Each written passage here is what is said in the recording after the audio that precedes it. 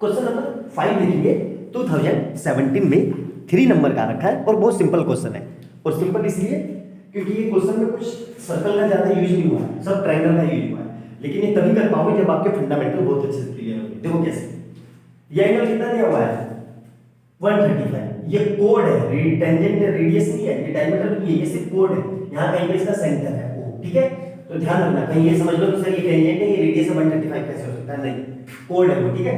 तो मैं ये लिख सकता हूँ मतलब एंगल CAO प्लस एंगल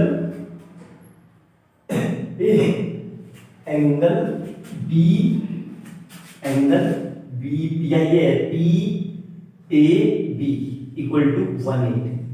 ये समझ में आया कि नहीं? क्यों? देखो ये क्या है, स्ट्रेट लाइन। क्या है ये? Straight line angle, straight line, ठीक है। देखो ध्यान से देखो, ये एंगल, ये एंगल, तो ये किन दो से मिलकर बन रहा है? B O नहीं है, O नहीं है बेटा, ये O नहीं है, ये B कर लो। किन दो से मिलकर बन रहा है? CAB और इधर से BAB, बीच में एंगल कितना है, ठीक है।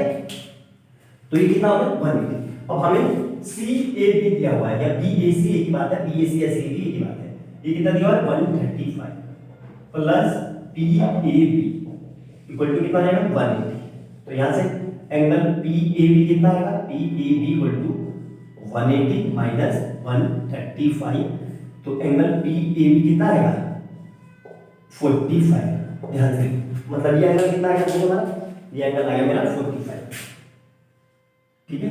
अब मैं कह रहा हूं, ध्यान से देखना, ये एंगल 45 है, तो कोई क्या, ये देखो ये एंगल 45 होगा, क्यों होगा? ध्यान से देखो, PA और PB क्या है, टेंजेंट है। तो टेंजेंट एक्सटर्नल पॉइंट से जो टेंजेंट ड्रॉ करते हैं वो इक्वल होते हैं, बिल्कुल होते हैं, मतलब PA और PB क्या होंगे, इक्वल होंगे। अब PA पे एंगल 45 है तो वही PB पे होगा, क्यों?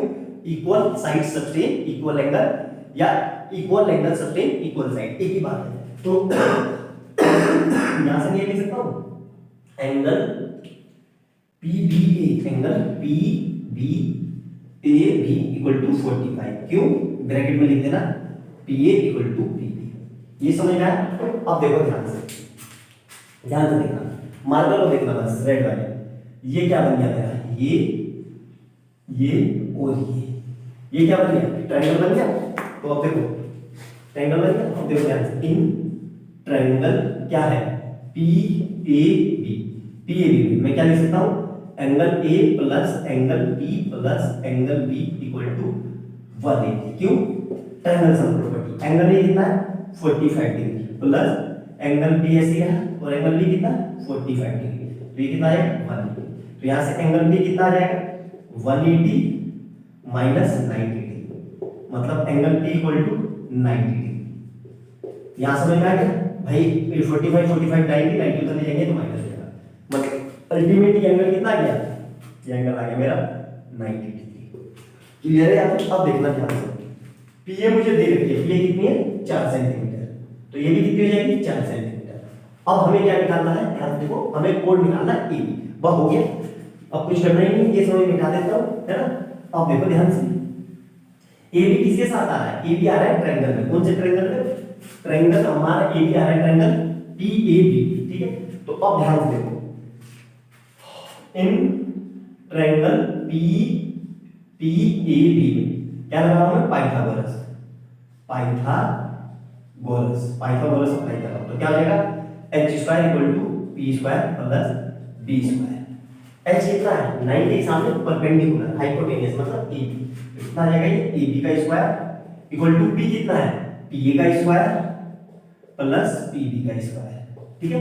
तो AB निकालना है हमें, AB स्क्वायर, ये कितना है 4 का स्क्वायर प्लस 4 का स्क्वायर, तो ये कितना आ जाएगा 16 प्लस 16 मतलब AB स्क्वायर, ठीक है। तो इसको मैं AB स्क्वायर को ये लिख सकता हूं 2 टाइम 16, ठीक है। तो यहां से AB कितना आएगा, अंडर रूट के अंदर 2 into 16।